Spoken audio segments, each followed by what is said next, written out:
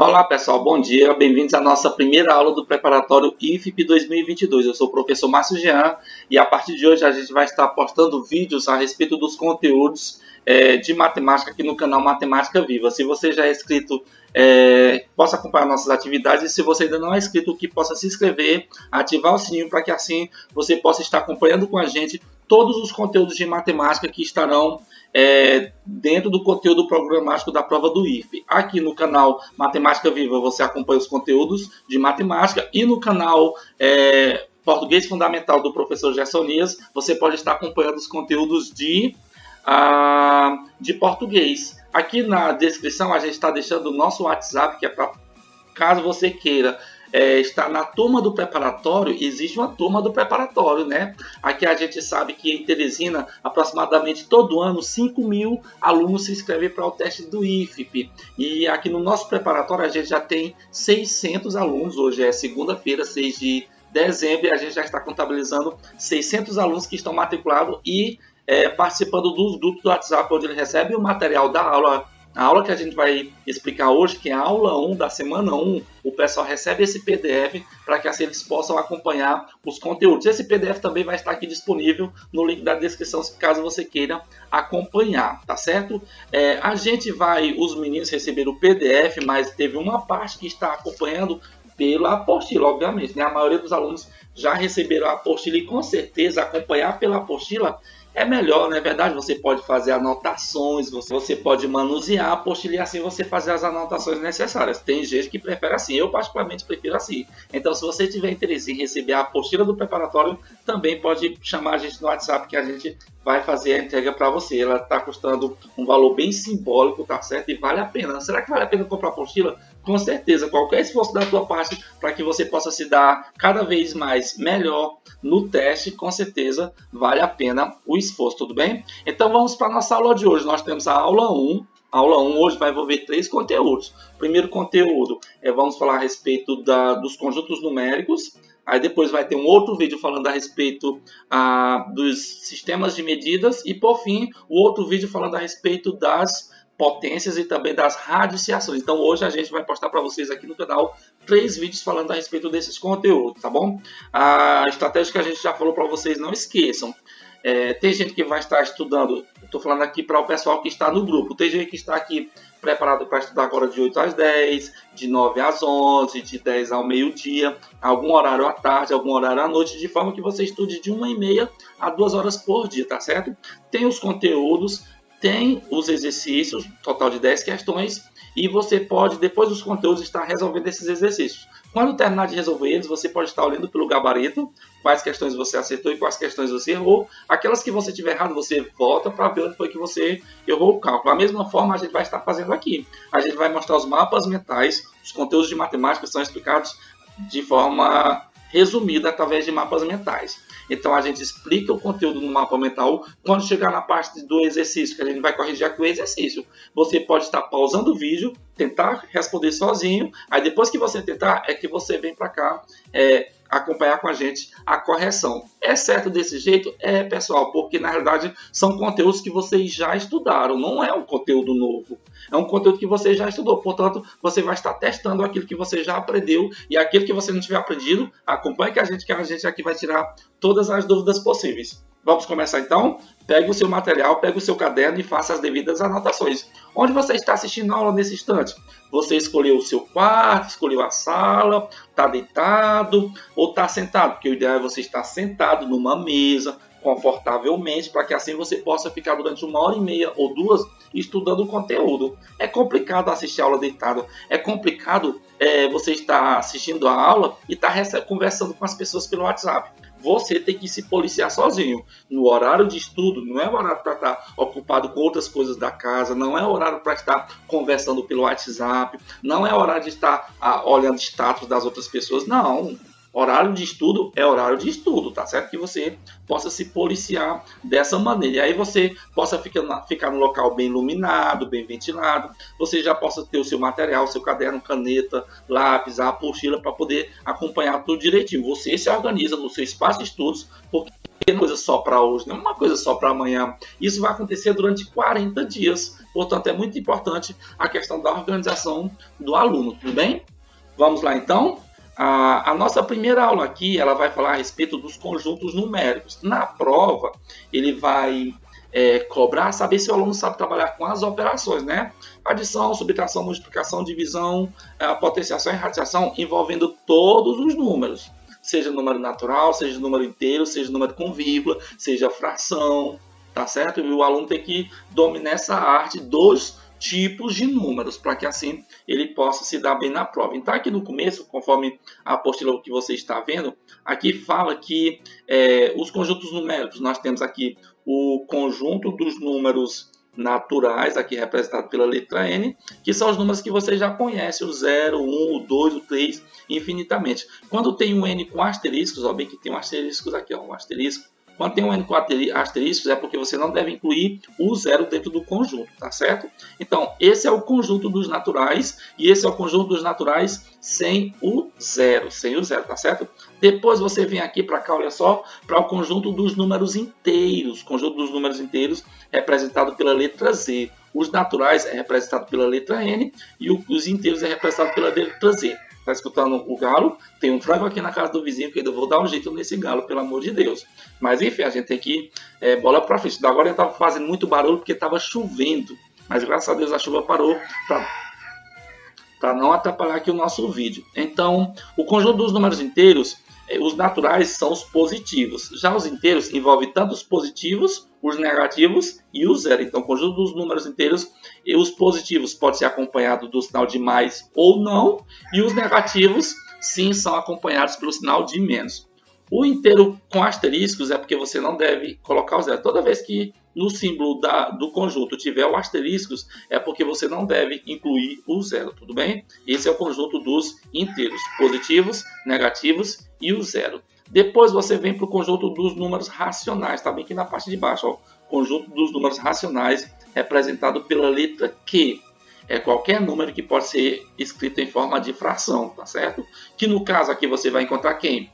Os números com vírgula, as frações e também as porcentagens. São geralmente números que mais representam os conjuntos dos números racionais. Mas os inteiros também é um número racional. Os naturais também é um número racional. Então você vai perceber que primeiro eu falei do conjunto dos números naturais, depois abrangendo os inteiros e agora abrangendo mais ainda temos os racionais, um dentro do outro, tá bom? Que são chamados de subconjuntos. Daqui a pouco eu vou explicar isso.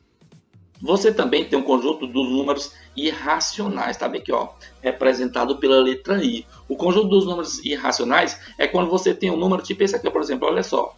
Aqui eu tenho o número 2, se ele fosse 2,333 infinitamente, ele é um racional, porque embora ele não tenha fim, mas ele tem uma regularidade. Agora, se ele fosse, olha só, 2,3742218,9, olha só, não tem uma regularidade. Esse tipo de número é chamado de irracional. Não esqueça dessa informação, tudo bem? Depois a gente vai vir para cá para o último conjunto, para o pessoal do nono ano, né? Conjunto dos números reais, que é quando engloba todos esses números, tá certo? Então é como se fosse uma espécie de cidade. Tem a casa, que é o conjunto dos números naturais, tem a rua, que é o conjunto dos números inteiros, tem o bairro, que é o conjunto dos números racionais, tem um que é separado, que não se mistura com os outros. É uma casa lá no povoado, lá no interior, ele não se mistura. Ele é os irracionais. Já os reais é quando junta a cidade, quem mora na zona urbana, com quem mora na zona rural. Tá certo? Então, eu estou fazendo aqui uma espécie de comparação para você entender quem é quem dentro dos conjuntos numéricos, tá certo? Então, existem os naturais, existem os inteiros, existem os racionais, existem os irracionais, que é separado, e quando junta esses três aqui com os irracionais, a gente tem o chamado conjunto dos números reais, tá bom? É importante que o aluno possa ter essa noção de espaço. Olha só bem aqui, ó. Bem que tem o que a gente vai chamar de diagrama de Venn. Tá bem aqui, ó. Diagrama de Venn. Olha só, aqui está a representatividade. Ó. O conjunto dos números naturais é um pouco menor, os inteiros é maior, os racionais é maior, os irracionais está bem aqui, ó, sozinho, isolado, mas quando junta todos eles, ó, nós temos o conjunto dos números reais. Conjunto dos números reais. Então, todo tipo de número assim a gente já viu, tem como a gente utilizar nos cálculos, tem como a gente utilizar no dia a dia, mas chegou uma situação, principalmente quando você chegar no ensino médio, existe uma situação que os matemáticos empancou. Que existe uma situação, por exemplo, vocês sabem muito bem que quando a gente vai calcular a raiz quadrada de um número, ele tem que ser positivo. Por exemplo, a raiz quadrada de 9 é quanto? É 3, porque 3 vezes 3 é 9. Mas e se o número for negativo? Olha só, se o número for menos 4. Qual é a resposta? É menos 2? Não, porque menos 2 vezes menos 2 é mais 4. É 2, porque 2 vezes 2 é 4? Não. Ou seja, para esse tipo de situação não existe uma resposta. Eles foram inventar, sabe o que? Olha só, o conjunto dos números complexos, representado pela letra C. Quando envolve, sabe o que? O símbolo I, que representa, sabe o que? Números imaginários. Como que se não tivesse mais nada para fazer, os matemáticos inventaram até os números que não existem, que aqui no caso são chamados de conjunto dos números complexos. Mas isso aqui vocês vão entender melhor quando tiver no ensino médio, tá certo? Aqui é só para você ter a noção de que além desses que vocês já conhecem, existe também o conjunto dos números complexos, que vocês vão estudar no ensino médio quando estiver em uma das turmas do IFP. Com certeza vocês vão conquistar uma das vagas. Aqui embaixo a gente vai falar a respeito de subconjuntos, né? Um subconjunto é um conjunto menor que está dentro de um conjunto maior. Então, se você olhar aqui pelo diagrama de Venn, você vai ver que o conjunto dos números naturais, ó, ele é menor do que o conjunto Z, que é os inteiros. Então, portanto, o conjunto dos naturais é um subconjunto de Z, ele está dentro de Z. O Z é um subconjunto de quê? O que é um subconjunto de R, e o R está dentro do conjunto dos números complexos. Então, cada um que estiver dentro do outro, o menor é chamado de subconjunto do outro maior. Tudo bem? Não esqueça dessas informações. As relações, olha só, aqui nesse texto aqui vai falar o conjunto dos números naturais é subconjunto dos inteiros, como eu falei. Tá? Aqui no caso ele vai descrever quem está dentro de cada um. Tudo bem?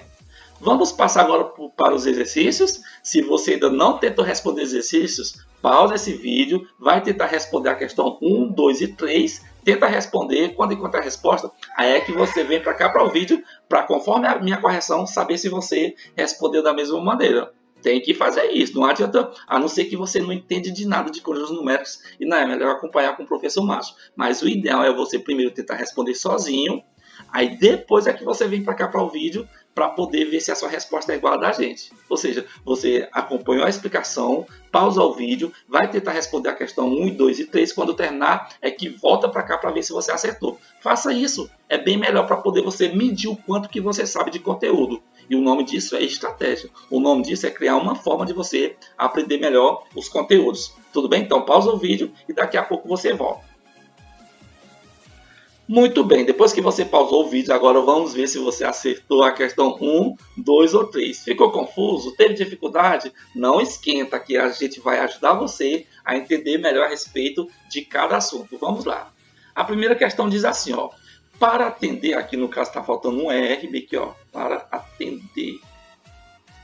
Para atender às exigências do Código Ambiental, o prefeito de uma cidade orientou os fazendeiros, misericórdia, aqui está faltando um S, a reservarem 3/5 de suas propriedades para a área de reserva legal. Se a cidade tem 45 km², outro erro, não é quilômetro quadrado, aqui no caso é hectare, tá certo? Aqui no caso é hectare. Vou colocar bem aqui, HAC, é assim que escreve, hectare. Então, no caso aqui, ele falou de 3/5 de sua propriedade reservado para a área legal. Se a cidade tem 45 hectares de área rural, qual a área que não pode ser usada para o plantio? Deu para entender? Então, depois da correção, não é 45 km², é hectares. Sabe por quê? Porque aqui olha que a resposta é em hectare. Então, com certeza, aqui nesse caso, a gente não vai trabalhar com transformação. A gente vai trabalhar só com a ideia de saber se a gente sabe trabalhar aqui com a ideia de números. Aqui, no caso, a gente vai estar envolvendo um número racional, que é o número 3/5. E vamos trabalhar com o número 45 hectares. Então, qual é a regra? O Código Ambiental exige que uma cidade reserve 3/5 de sua propriedade para área de reserva legal. Se a cidade tem 45 km² de área rural, qual a área que não poderá ser usada? Então, se o total é 45 quilômetros, eu tenho que pegar 3/5 e dizer que ali eu não posso, tem que ser preservada aquela área. Não pode ser construída, não pode ser desmatada, não pode utilizar para criação de gado, entendeu? Aquela área tem que ser preservada. Aí, no caso, o que o aluno tem que fazer aqui? Calcular quanto que é 3/5 da área total da zona rural. 3/5 de 45. Vamos ver como é que você fez. Olha só, se eu quero calcular 3/5 de 45, eu coloco assim, ó. Eu vou reservar 3/5 de 45 hectares. 3/5 de 45. Como é que eu faço para me calcular quanto que é 3/5 de 45? Olha só como é que funciona. Eu faço de conta que esse dia aqui é uma multiplicação. 3/5, vou anotar aqui, presta atenção, por favor. Olha só, 3/5 de 45. 3/5 de 45. Então, no caso, você vai multiplicar 3/5 vezes 45 para saber quanto é que dá. Se é uma multiplicação, é fácil, né? É só multiplicar 3 vezes 45 e dividir por 5. Tudo bem? Se você multiplicar 3 vezes 45, vai dar 45 mais 45 mais 45, que vai dar, sabe quanto? Quando você fizer a multiplicação, vai dar exatamente 120, vai dar exatamente 135. Vai dar um total de 135. Aí no embaixo não esquecer de dividir por quanto? Não esquecer de dividir por 5. Não esquecer de dividir por 5. Então, como é que você fez? 3/5 de 45. É você fazer 3/5 vezes 45. Pega os de cima e multiplica, né? Na multiplicação você pode fazer isso rápido, diretamente. 3 vezes 45 dá 135 sobre 5. Aqui é uma fração, mas pode ser interpretado como uma divisão. 135 dividido para 5 vai dar quanto? Então vamos dividir aqui, ó. 135 dividido para 5. Você pega o 13. 13 dividido para 5 vai dar 2. 2 vezes 5, 10. 10 para 3. Falta 3. Baixa o 5. 35 dividido para 5 vai dar quanto? Vai dar 7. Porque 7 vezes 5 é 35. Para 35, nada. Então qual foi a resposta? 27. A resposta no caso aqui é 27. A cidade tem que reservar 27 hectares para a área de preservação, que é o que está registrado na nossa letra D. Parabéns para você que acertou e vamos então para a nossa segunda questão de hoje. Vamos lá para a segunda questão. A segunda questão diz assim: cada bolacha recheada pesa 0,01 kg. Essas bolachas são embaladas em pacotes de 20. Tem um pacote que tem 20 unidades dessa bolacha, que por sua vez são agrupadas em caixas com capacidade para 100 pacotes. Quantos quilogramas tem cada caixa? Então, tem uma caixa grande, dentro dessa caixa tem 100 pacotes de biscoito, cada pacote de biscoito tem 20 unidades e cada unidade tem quantos quilos de pesa quanto? Cada bolacha? 0,01 quilogramas. Quanto é que tem no total? Quantos quilogramas tem a caixa? Então aqui, se eu quero saber quanto é que tem o total, o que é que eu vou fazer? Eu vou pegar o peso de cada bolacha, que é 0,01, multiplicar pela quantidade de bolachas que tem em cada pacote. Quantas bolachas tem em cada pacote? Bolacha, pessoal, é a mesma coisa que biscoito, tá bom? Quantos biscoitos tem em cada pacote? 20. E quantos pacotes tem na caixa? Tem um total de 100 pacotes, tá certo? Então eu vou colocar aqui, ó, 100 pacotes, 100 pacotes. Então você vai multiplicar 0,01 kg vezes 20 unidades vezes 100 pacotes para saber quanto é que tem no total. Vamos multiplicar? Então olha só aqui, eu já estou vendo aqui que se eu pegar, vamos fazer por parte, né? Quanto que é 0,01 multiplicado por 20? Vamos multiplicar logo essa parte aqui. 0 vezes 1 é 0, 0 vezes 0 é 0, 0 vezes 0 é 0, obviamente. 2 vezes 1 é 2, 2 vezes 0 é 0, 2 vezes 0 é 0. Né? Somando tudo aqui vai ficar quanto? Somando tudo vai ficar exatamente 0, 2 a 0. Onde é que está a vírgula? Tem quantas casas depois da vírgula? Aqui em cima, ó. Tem o 0 e 1 depois da vírgula. Então aqui eu coloco 2 casas depois da vírgula. Então vai ficar bem aqui, ó. Vai ficar 2 casas depois da vírgula. Pronto, esse foi o resultado. Esse foi o resultado da multiplicação de quanto? De 0,1 por 20. Agora eu vou pegar o resultado, que é 0,20, e multiplicar por 100, tá bom? Vou pegar 0,20 e multiplicar por 100, que é o cálculo final, tudo bem? 0 vezes 0 é 0, 0 vezes 2 é 0, 0 vezes 0 é 0. 0 vezes 0 é 0, 0 vezes 2 é 0, 0 vezes 0 é 0. 1 vezes 0 é 0, 1 vezes 2 é 2, 1 vezes 0 é 0. Opa, aqui não deu, né? Então aqui vai ficar o quê? Eu vou trazer bem para cá. O resultado foi... bem que deu um 2, pessoal. Então vai ficar o quê? Vai ficar 0, vai ficar 0, vai ficar um 2. Então vou colocar bem aqui o resultado. 0, 0, 2 e o 0. Tá bom? Aí agora eu vou e conto quantas casas ficou depois da vírgula. Então ó, ficou 1, 2. Ficou o 0 e o 2 depois da vírgula. Depois eu coloco aqui duas casas também. Ó. O 0 e o outro 0. Então a vírgula vai ficar bem aqui. Ó.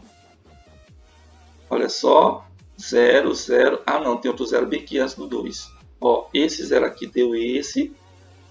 Esse 0 aqui deu esse. E esse outro 0 aqui somando deu esse 0. E agora aqui eu coloco o 2. Ficou assim. Agora eu vou contar duas casas depois da vírgula. Então ficou 1, 2. Vai ficar bem aqui, ó. Portanto, que número é esse? Ó, é 20,00. Ou seja, é 20. Tá bom? Porque os zeros depois da vírgula a gente deve desconsiderar. Então a resposta correta é 20. Existem 20 quilogramas, né?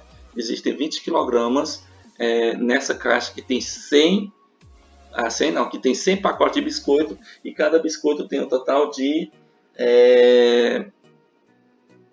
cada biscoito tem um total de 20 unidades, não é isso? Cada biscoito pesa 0,01 kg, cada pacote tem 20 biscoitos e cada caixa tem 100 pacotes. Aí quando você multiplica tudo, vai dar, portanto, a nossa letra B. Tudo bem? Parabéns para você que chegou a essa mesma conclusão. Vamos agora então para a nossa próxima questão. Vou aumentar bem aqui mais, vamos ver aqui se aumenta. Vamos entrar aqui para a nossa próxima questão, que é a questão 3. Olha só como é que diz aqui na questão 3. A questão 3 diz assim, deixa eu ver aqui. Pronto. A questão 3 diz assim: na reta real da figura abaixo estão representados os números 0, x, y e 1. Tá aqui, ó. 0, x, y e 1. O ponto P, que corresponde ao número y dividido para x, está em qual dessas posições aqui? À esquerda de 0, à direita de 1, entre x e y, entre y e 1 ou entre 0 e x. Ele quer que você faça o quê? Y sobre x. Y sobre x, pessoal, é uma fração, mas é um tipo de divisão. É pegar o y e dividir por x. É pegar o y e dividir por x. Vamos ver quanto que vale cada um? Aqui você escolhe, né? Se quer utilizar fração ou se quer utilizar partes. Se quer utilizar partes. Olha só. Como aqui é o 0, bem aqui é o 0, então bem aqui é o 0, e bem aqui é o 1, então ele dividiu do 0 a 1, ele dividiu em quantas partes? Ele dividiu em 3 partes. Essa parte e essa parte. Ele dividiu do 0 a 1, ele dividiu em 3 partes. É como se fosse R$1 dividido em 3 partes. Quem é o x? O x é 1 de um total de 3. Ó. O x representa 1 de um total de 3. Então ele é 1/3. Já o y representa duas partes. Ó. Do 0 ao y representa 2 de um total de 3. Então você pode trabalhar assim. Como ele quer que você faça quem? Ele quer que você pegue o y e divida por x. Está aqui, ó. Y dividido para x. Tá bem que y dividido para x. Você vai ter que pegar o quê? Você vai pegar 2/3, que é o y, e dividir por 1/3. Se você pegar 2/3 e dividir por 1/3, você vai chegar a um resultado. Ou então você pode fazer de forma mais prática. Você pode entender assim, ó, que das 3 partes, não pegou do 0 a 1, não dividiu em 3 partes, o x representa uma parte, que é a primeira parte, o y representa 2 partes. O x representa uma e o y representa 2. Como ele quer que eu pegue o y e divide por 1, é pegar 2 partes e dividir para uma parte.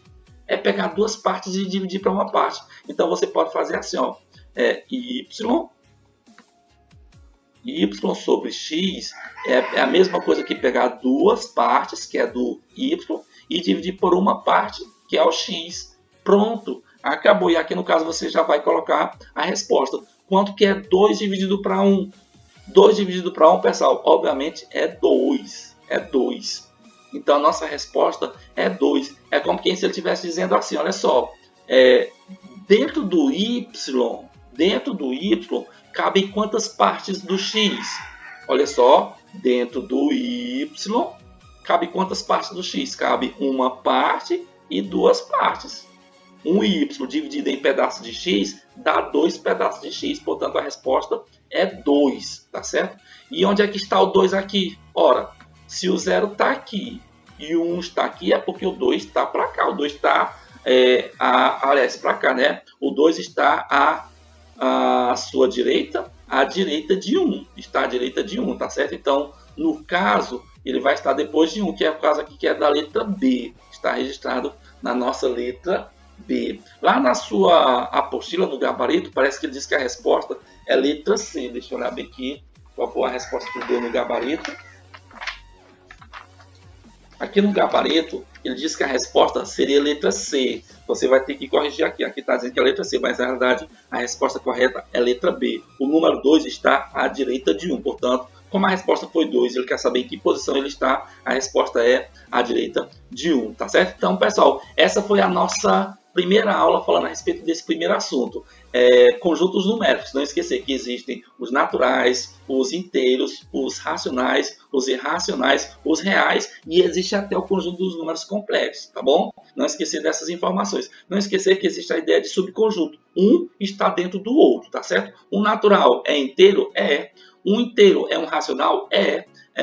Um racional é um real? É como se fosse um bairro. A casa, a rua, o bairro, a cidade, a zona rural, a zona urbana e a cidade completa. Não esquecer disso, entendeu?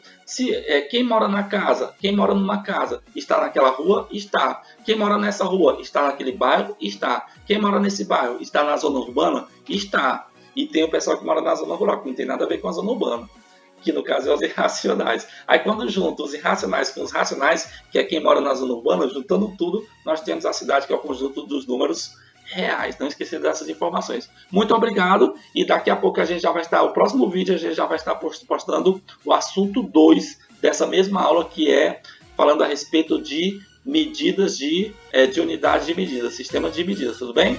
Vamos que vamos!